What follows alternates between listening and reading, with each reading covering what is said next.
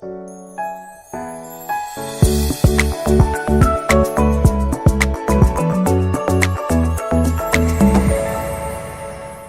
And welcome to UCN विशेष दिल धड़कने दो। वर्ल्ड हार्ट डे के उपलक्ष्य में आज हम डिस्कशन करने वाले हैं। हार्ट डे हम जब कह रहे हैं तो जाहिर है डिस्कशन भी होगा हार्ट डिजीज़ के ऊपर।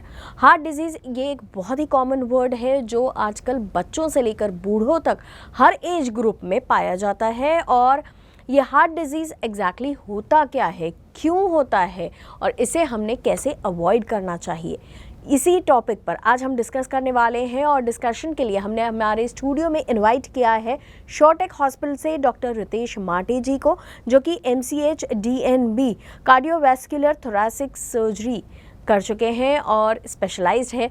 तो आइए बात करते हैं डॉक्टर रितेश माटे जी से और जानते हैं हार्ट डिजीज़ के बारे में। सर, आपका बहुत स्वागत है प्रोग्राम में। Thank you. और मैंने शुरुआत में ही कहा है अभी कि हार्ट डिजीज़ ये एक बहुत कॉमन वर्ड हो गया है। पहले ऐसा हुआ करता था कि सिर्फ सीनियर सिटीजन्स यानी कि 60+ 70+ ऐसे लोगों में ही हार्ट प्रॉब्लम होती थी, लेकिन अब बचपन से लेकर हार्ट डिजीज़ का पेशेंट हम देख सकते हैं। लेकिन सबसे पहले आपसे जो जानना है वो हार्ट डिजीज़ एग्जैक्टली होता क्या है। देखिए, हार्ट डिसीज़ जिसको हम टेक्निकल टर्म में कार्डियोवास्कुलर डिसीज़ बोलते हैं, ये बहुत बड़ी ब्रॉड टर्म हो गई है। इसमें अलग अलग कैटेगरीज रहते हैं या अपन बोल सकते हैं टाइप्स रहते हैं, जैसे कि कोरोनरी आर्टरी डिसीज़ जो मेजर पार्ट है, कंजेनिटल हार्ट डिसीज़ जो बच्चों में पाई जाती है, वल्वुलर हार्ट डिसीज़ जिसमें हार्ट में जो वैल्व्स रहते हैं उसमें प्रॉब्लम रहता है, और एक वस्कुलर डिसीज जिसमें बड़ी बड़ी जो नसें रहता है उसमें प्रॉब्लम्स रहती है, जिसको आयोटा और पल्मोनरी आर्टरी उसमें प्रॉब्लम रहती है। तो बहुत सारी कैटेगरीज रहती है।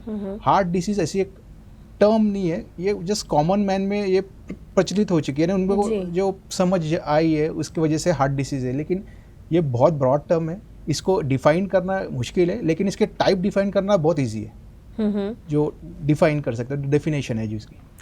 अभी आपने जो बताए हैं कि 4 टाइप की होती है हार्ट डिजीज़, मतलब एक कॉमन वर्ड मैं यूज़ कर रही हूँ हार्ट डिजीज़, लेकिन कि इसमें भी अलग अलग प्रकार होते हैं। तो हमारे देश में सबसे ज़्यादा किस टाइप के पेशेंट पाए जाते हैं? मतलब अपने जो इंडियन सिनेरियो है या फिर साउथ ईस्ट एशिया बोले, जो अभी डेवलपिंग कंट्रीज़ है, लेकिन इनमें अभी जो लाइफस्टाइल चेंज हुआ है, जो पहले आप अगर देखेंगे कि 100 साल पहले इंडिया कुछ अलग स्टेट था, जो अंडर डेवलप स्टेट था, तो अभी डेवलपिंग है, तो उसमें है कि लाइफस्टाइल चेंज बहुत हो चुका है। उसके वजह से लाइफस्टाइल डिसीजेस बहुत कॉमन है, जिसके वजह से आज के ज़माने में अगर अपन इंडिया में देखें तो almost 70 to 80% coronary artery disease, जिसको कॉमन मैन जो बोलता है कि हार्ट ब्लॉकेज, हार्ट की जो नसें रहती है जो ब्लड सप्लाई करती है उसमें ब्लॉकेज है, तो 80 to 90% वो डिसीज है। फिर जो कंजेनिटल हार्ट डिसीज़ है, वो आजकल ऐसा बोलते हैं कि अराउंड 1 in every 1000 और 10,000 बर्थ में कंजेनिटल हार्ट डिसीज़ आती है। तो वो हर एक 1000 बर्थ जो होता है उसमें से एक बच्चे में कोई ना कोई कंजेनिटल हार्ट डिसीज़ रहती है, तो वो भी कॉमन है। मतलब जो बाय बर्थ जो जन्मजात से रहती है, उसके भी बहुत सारे रीजंस हैं। तो वो जो है वो 12 to 15% है। और जो हाइपरटेंसिव हार्ट डिसीज़ है, जो एक रिस्क फैक्टर है, तो वो भी काफ़ी मात्रा में पाया जाता है। लेकिन अभी आपने जैसे कहा कि एक कॉमन मैन की भाषा में अगर हम बात करें तो ब्लॉकेजेस जो हैं इसके सबसे ज़्यादा पेशेंट्स हैं। लेकिन क्या आप हमें ये बता सकते हैं कि क्यों ये जो परसेंटेज है इतना हाई लेवल पर है, क्या रीजंस है ब्लॉकेजेस के, और किस एज ग्रुप में मतलब ज़्यादा पेशेंट्स होते हैं इनके? ये क्यों है, क्योंकि मैंने थोड़ी देर पहले जैसे बताया था कि अपना जो अंडर डेवलप था, अपना लाइफस्टाइल मॉडिफिकेशन हो गया है, जो वेस्टर्न कल्चर अपन ज़्यादा इस्तेमाल कर रहे हैं, अपना रहे, सीडेंटरी लाइफस्टाइल है। अपने पास पहले अपने जो पूर्वज थे वो बहुत मेहनत करते थे, है ना, फार्मर्स वाले ओवरऑल उनका फिजिकल एक्टिविटी बहुत ज़्यादा था, फिजिकल एक्टिविटी ज़्यादा था। और ये जो चेंज है कि अभी अपने को इधर से समझो एक जगह से दूसरी जाने के लिए गाड़ी चाहिए, ये चाहिए, तो उसकी वजह से है कि अपनी एक्सरसाइज कैपेसिटी कम हो गई है, जो और अपने जो है लाइफस्टाइल चेंज की वजह से स्ट्रेस और एंजाइटी भी ज़्यादा हो गई। तो ये 2-3 रीजंस है जिसकी वजह से कोरोनरी आर्टरी डिसीज़ है, जो हार्ट ब्लॉक जिसको बोलते हैं, वो ज़्यादा प्रमाण में मिलता है। तो उसके तो और रीजंस है, जैसे अगर अपन ब्रॉडली देखें तो कोरोनरी आर्टरी डिसीज़ में रिस्क फैक्टर्स अपन अगर देखें तो एक मॉडिफाइबल रिस्क फैक्टर है और एक नॉन मॉडिफाइबल रिस्क फैक्टर्स है, ये ब्रॉड टर्म होगी। मॉडिफाइबल रिस्क फैक्टर जिसको अपन चाहे तो चेंज कर सकते हैं और नॉन मॉडिफाइबल रिस्क फैक्टर्स जिसको चेंज नहीं किया जा सकता। मतलब जो नेचुरली आपके इसमें है, जैसे एज अपन नहीं बदल सकते, ठीक है। जेंडर, जैसे मेल जेंडर्स में ज़्यादा कोरोनरी आर्टरी डिसीज ज़्यादा प्रमाण में मिली जाती है इन कंपेयर टू फीमेल में after 55 years of age coronary artery disease या हार्ट ब्लॉकेज के चांसेस ज़्यादा होते हैं। मेल में after 45 years of age heart blockage के चांसेस ज़्यादा होते हैं। और इथनिसिटी, जैसे जो इथनिसिटी जो रेस बोलते हैं जिसको, कुछ रेस में हार्ट डिसीज ज़्यादा पाई जाती है, ठीक है। और अभी जो मॉडिफाइबल रिस्क फैक्टर्स है जो लाइफस्टाइल चेंज की वजह से है, इसके डायबिटीज़ आ गया, हाइपरटेंशन आ गया था, और उसकी वजह से मेटाबॉलिक सिंड्रोम जिसको बोलते हैं वो आ गया, ठीक है। ये जो मॉडिफाइबल रिस्क फैक्टर्स है, टोबैको कंजम्पशन है, any form of tobacco consumption can lead to vessel damage and clots in artery, blockage in artery. तो ये जो है मॉडिफाई, जो अपन चाहे तो कंट्रोल में कर सकते हैं जी। तो ये मॉडिफाइबल रिस्क फैक्टर्स हो गए, और नॉन मॉडिफाइबल जो अपन नहीं कर सकते कंट्रोल। बिल्कुल। और अभी आप मतलब काफ़ी देर से यही चीज़ बता रहे हैं कि हमारा लाइफस्टाइल जो है वो चेंज होने की वजह से हम लोग ज़्यादा पेशेंट्स हमारे यहाँ बढ़ गए हैं हार्ट ब्लॉकेजेस के स्पेशली, इसका परसेंटेज। तो इसमें मुझे आपसे ये जानना है कि जैसे आप लाइफस्टाइल चेंज की बात कर रहे हैं, तो कौन सी ऐसी चीज़ें हैं जो बहुत ज़्यादा इफ़ेक्ट करती हैं हमारी हेल्थ पर, और जो आगे चल के हम हार्ट मतलब रिस्क फैक्टर कह लीजिए कि हार्ट डिजीज़ के रिस्क फैक्टर्स क्या? सबसे पहला फैक्टर तो अपन जो खाते हैं, क्योंकि अभी जो नई जनरेशन है वो ज़्यादा जंक फूड और तले हुई चीज़ें ये ज़्यादा खाते हैं, तो इसकी वजह से क्या है कि अपने बॉडी में कोलेस्ट्रॉल की मात्रा बहुत ज़्यादा बढ़ जाती है। तो high cholesterol is again a risk factor for heart blockage.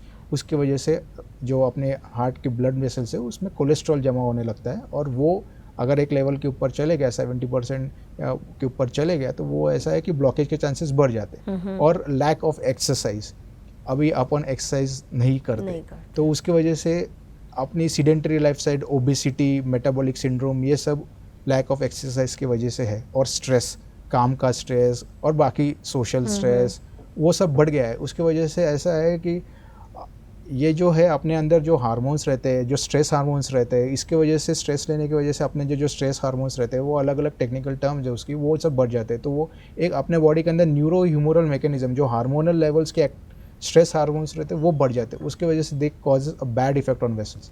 तो ये सब के वजह से अपने को ये ज़्यादा देखने मिलता है कोरोनरी आर्टरी डिसीज। मतलब हम ये कह सकते हैं कि अगर हम हमारी हेल्थ की तरफ इक्वली ध्यान दें, जितना हम अपने परिवार की तरफ, हमारे करियर की तरफ ध्यान देते हैं, उतना ही अगर इक्वली हम अपने हेल्थ की तरफ ध्यान दें, हमारा लाइफस्टाइल जो है उसे कंट्रोल करें, जो हमारी बैड हैबिट्स हैं उन्हें कहीं ना कहीं छोड़कर हम गुड हैबिट्स को अपना ले, जो हमारे पूर्वज लोग करते थे, जैसे कि टाइम से उठना है, टाइम से सोना है, अच्छा खाना खाना है, डेली एक्सरसाइज करना है, जो भी अपना जो वर्कआउट रहता है उनका, उनके हिसाब से। अब जो फार्मर रहते हैं, they do farming and that's why they are always doing some activity and they are moving. It is said that sitting is new type of tobacco consumption. If you sit for 8 hours a day continuous and you don't walk, then there are chances that you might develop obesity. Obesity in turn leads to high cholesterol and all the symptoms related to obesity. ये एक नई बात है, क्योंकि अभी तक हम लोग यही कहते थे कि जो गलत आदतें हैं, जैसे तंबाकू सेवन है या फिर अल्कोहल कंजम्पशन है, ये सारी चीज़ें, और एक्सरसाइज ना करना। लेकिन अब एक और चीज़ हमें सर ने बताई है कि 8 घंटे कंटिन्यूस अगर हम बैठते हैं तो वो भी टबैको कंजम्पशन की इक्वल हो जाता है, और हमें फिर हार्ट डिजीज़ की तरफ ही ले जाता है ये। तो हमने अपनी एक्टिविटीज़ को बढ़ाना है, फिज़िकल एक्टिविटीज़ को, और लाइफस्टाइल को भी इम्प्रूव करना है। लेकिन मुझे ये पूछना है कि अगर हम ये सब कर भी रहे हैं, लेकिन खुदा ना खास्ता मतलब ऐसा कभी हो जाए कि कोई अगर हार्ट डिजीज़ का पेशेंट हो जाता है, तो फिर किस तरीके की ट्रीटमेंट्स उन्हें दी जाती है? सबसे पहले तो ट्रीटमेंट अपन को पहले वो प्रूव करना होता है, इट इज़ रिलेटेड, जो हार्ट डिसीज़ कंफर्म करना होता है। उसके लिए थोड़े अपन को इन्वेस्टिगेशंस करने होते हैं। Basic investigation is echocardiography, ECG, जो आजकल सब जगह अवेलेबल है। ऐसा नहीं है कि आप बहुत पेरीफेरी में या फिर बहुत दूर दराज रह रहे हो और आपको अवेलेबल नहीं है। एक बेसिक इन्वेस्टिगेशन है ECG करने में अपन को ये कंफर्म हो जाता है कि आपको हार्ट डिसीज़ है, और हार्ट डिसीज़ कंफर्म होने के बाद अपने को एक सोनोग्राफी कराना था, जिसको 2D इकोकार्डियोग्राफी बोलते हैं। ये हमारे कार्डियोलॉजिस्ट कलीग हमें बताते हैं, करके देते हैं। और उसमें जैसे अपन जो पेट में दर्द हुआ तो अपन पेट का सोनोग्राफी निकालता है, वैसे अपन को अगर चेस्ट में पेन हुआ तो अपन नॉर्मली 2D इकोकार्डियोग्राफी निकालते हैं, और उससे अपन को पूरा पिक्चर पता चल जाता है कि कुछ प्रॉब्लम है हार्ट में, हार्ट के मसल्स में, हार्ट के वैल्व्स में, हार्ट से जो बड़े बड़े नसा निकलते हैं उसमें कोई प्रॉब्लम है, हार्ट के वैल्व में सिकुड़न है या फिर वो लीकेज है कहीं, वो सब इकोकार्डियोग्राफी से पता चल जाता है। और एक बार कंफर्म हो गया कि अपन को कुछ प्रॉब्लम है तो अपन इन्वेजिव टेक्निक में जाते हैं, जिसमें अपन एंजियोग्राफी जो कार्डियोलॉजिस्ट कलीग हमारे करके देते हैं, वो एंजियोग्राफी से अपन को ब्लॉकेज पता चल जाते हैं। तो ब्लॉकेज का है ट्रीटमेंट, अपन को अगर ट्रीटमेंट स्पेसिफिक पूछे तो 2 ब्रॉड है। एक तो मिनिमम इन्वेजिव ट्रीटमेंट है जिसमें एंजियोप्लास्टी आ गई है जो कार्डियोलॉजिस्ट कलीग करते हैं, और एक ओपन हार्ट सर्जरी जिसको कार्डियोपल्मोनरी बाईपास सर्जरी बोलते हैं, वो कार्डियक सर्जन करते हैं।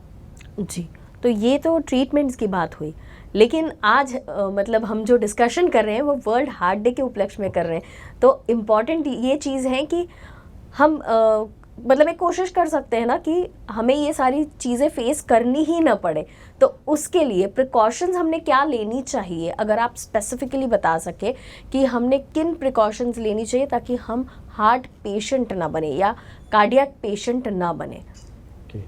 प्रिकॉशंस में सबसे पहला तो अपना डाइट अच्छा रखिए। डाइट में जंक फूड अवॉइड कीजिए, ज़्यादा तली हुई चीज़ें नहीं खाना चाहिए। ज़्यादा तली हुई चीज़ें से कोई बहुत बैड इफेक्ट करता है बॉडी को, कोलेस्ट्रॉल लेवल बढ़ाता है। और अपने डाइट में फ्रूट्स, वेजिटेबल्स और सलाद, ये पार्ट ऑफ डाइट होना ही होना चाहिए। 1/4 ऑफ डाइट उसमें ग्रीन वेजिटेबल्स, सलाद और फ्रूट्स ये सब आना चाहिए, क्योंकि it contain antioxidants and they are very protective for vascular endothelium. जो अपने नसा रहते हैं उनकी इनर लाइनिंग को एंडोथेलियम बोलते हैं, उसके लिए बहुत अच्छा रहता है एंटीऑक्सीडेंट। तो fruits, vegetables, green leafy vegetables and salad, this should be a part of diet. अपन और आपको जैसे मैंने बताया तली हुई चीज़ें कम खाना चाहिए या फिर अवॉइड करनी चाहिए। एक एज के बाद 40 ईयर्स के बाद तली हुई चीज़ें तो सेवन नहीं करनी चाहिए, और जंक फूड तो बचपन से ही नहीं लेना चाहिए इसलिए। और दूसरा है, अगर आप कोई बैड हैबिट्स है, जैसे आप टोबैको कंजम्पशन करते हो, तो it should be avoided at any cost. Tobacco is poisonous. Poison खाना और टोबैको खाना में कोई अंतर नहीं है। तो it is also very harmful for vessels, जो अपनी नसा रहती है उसमें बहुत डैमेज करता है टोबैको। तो tobacco, any form of tobacco consumption should be avoided. And third point is daily exercise. 30 minutes a day exercise of aerobic moderate intensity exercise. Moderate intensity यानी क्या है कि जिसमें आप जब एक्सरसाइज करोगे तो you should be able to talk with your colleague, यानी आप अपने कलीग से बात करना चाहिए। यानी स्ट्रेस वाली एक्सरसाइज नहीं करनी चाहिए, मॉडरेट इंटेंसिटी, एकदम सीवियर इंटेंसिटी वाली एक्सरसाइज नहीं करनी चाहिए, मॉडरेट इंटेंसिटी। अब आपको अगर कॉमन मैन की भाषा में होता है वो moderate intensity. If I am running and I am able to talk with you, it is moderate intensity exercise. Okay, that is a grade of moderate intensity exercise. मतलब हम ये कह सकते हैं कि हम अगर जॉगिंग कर रहे हैं या वॉक कर रहे हैं तो हम उतनी ही स्पीड से वॉक करते करते अगर नॉर्मली बात कर सकते हैं तो वो एक मॉडरेट इंटेंसिटी एक्सरसाइज। बिकॉज आप एक्सरसाइज को मेजर नहीं कर सकते, मॉडरेट, माइल्ड, सीवियर। तो ऐसा है कि जब अपन बात कर पाएंगे अपने कलीग से या फिर कोई भी एक्सरसाइज, और stretching exercise is also good for health. तो 5 days a week, 30 minutes a day, it is recommended. It is recommended by American Heart Association. ये recent guidelines है और it is good for health, heart health. ये बहुत अच्छी जानकारी आपने दी है कि मतलब हम सब, कई बार ऐसा होता है कि हम जानते तो रहते हैं लेकिन कहीं ना कहीं निगलेक्ट कर जाते हैं इन सारी चीज़ों को।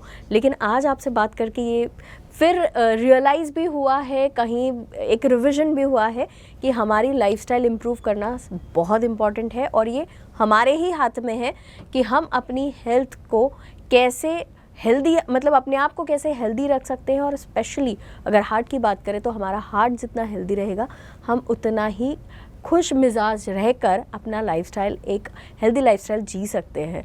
सर, आपने ये सारी चीज़ें बताई है, प्रिकॉशंस और ये, लेकिन कई बार ऐसा देखा गया है आजकल मे बी कि फिर वही बात आती है कि लाइफस्टाइल की वजह से, या यूँ कहिए कि आजकल न्यूक्लियर फैमिलीज़ भी है, बच्चों में भी हार्ट डिजीज़ कई बड़े पैमाने पर देखी जा रही हैं। तो क्या रीज़न आपको लगता है उनका भी? बच्चों में हार्ट डिजीज़ के उसमें जो हार्ट ब्लॉकेज है वो ज़्यादा करके पाए नहीं जाते। वो उसमें उनमें एक तो कंजेनिटल हार्ट डिसीज़ जो उनको जन्म से ही है, लेकिन कुछ कारणों के वजह से वो जब बच्चा 8 या 10 साल का हो जाए तब पता चलता है। जैसे स्कूल में कोई मेडिकल एग्जामिनेशन होता है जो प्री स्कूल है या उधर, तब पता चलता है, लेकिन रहता उनको, क्योंकि उनको उतने सिम्टम्स नहीं रहते, उनके लक्षण नहीं रहते उतने, तो उसकी वजह से वो थोड़ा डिले डायग्नोसिस होता है जो अपने को बाद में पता चलता है। तो उसकी वजह से है। और कुछ बीमारी रहती है जो जेनेटिक रहती है, जो लेट मैनिफेस्ट करती है, जब बच्चा 10 से 15 साल का हो जाए तब मैनिफेस्ट करती है। तो वो जेनेटिक डिसीज़ है और ये जो जन्मजात से उसके लिए अपन कुछ नहीं कर सकते। लेकिन ऐसा है कि अभी इतना एडवांस साइंस हो गया है, मेडिकल साइंस इतना एडवांस हो गया है कि अगर बच्चा माँ के पेट में रहे तभी अपन को बीमारी पता चल सकती है और तभी अपन उसका सही इलाज कर सकते हैं, जब बच्चा पेट में ही रहा तब। अच्छा, तो इतना एडवांस हो गया है अभी टेक्नोलॉजी और मेडिकल साइंस दोनों। बहुत बढ़िया सर, आपने इतनी अच्छी जानकारी दी है और उम्मीद करती हूँ कि हमारे जो व्यूअर्स हैं वो आपने जो प्रिकॉशंस बताए हैं उनको ध्यान में रखते हुए एक कोशिश ज़रूर करेंगे अपने आप को हेल्दी रखने की, और उसके लिए कहीं ना कहीं जाकर जो हमारा लाइफस्टाइल जो हमने चेंज किया है वो रिस्पॉन्सिबल है। तो इस लाइफस्टाइल को फिर एक बार चेंज करते हैं, थोड़ा हेल्दी वे में जीने की कोशिश कर सकते हैं। जाते जाते वर्ल्ड हार्ट डे के उपलक्ष्य में अगर आप हमारे व्यूवर्स के लिए कोई एक मैसेज देना चाहेंगे तो क्या मैसेज देंगे आप? Stay fit, stay healthy and do daily exercise, avoid tobacco and junk food. Thank you. Short and sweet. बहुत अच्छा मैसेज भी आपने दिया है, जितनी अच्छी जानकारी आपने इजी एकदम वे में दी है उतना ही अच्छा मैसेज आपने हार्ट डे के उपलक्ष्य में दिया है। बहुत अच्छा लगा आप यहाँ आए और इतनी अच्छी जानकारी दी। Thank you so much for being here. Thank you.